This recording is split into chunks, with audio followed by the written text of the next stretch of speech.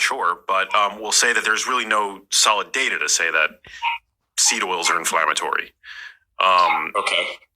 So help us make sense of this. Are they, okay. How should we be thinking about these oils? Are they inflammatory? Are they not inflammatory?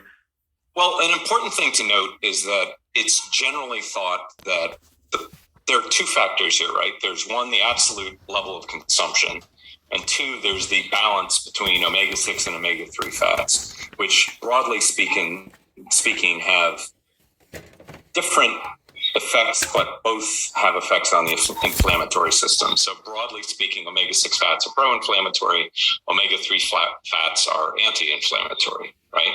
So you have two problems when looking at Americans. First off, we have a disease of chronic inflammatory, or not a disease, an epidemic of chronic inflammatory conditions, right? Heart disease is an inflammatory condition. Obesity becomes an inflammatory condition, right?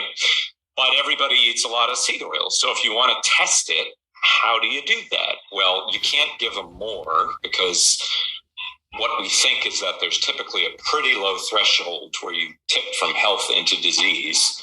So what you have to do is try and give them less, right? You reduce consumption, and then you see if these inflammatory conditions get better.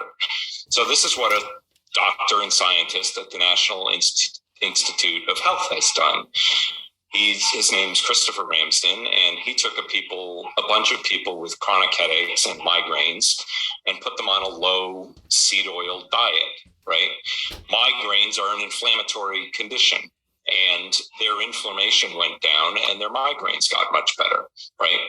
Cutting seed oils was a better treatment for chronic headache than any known drug. Wow. So if they don't cause inflammation, then why do they help resolve this inflammatory disease?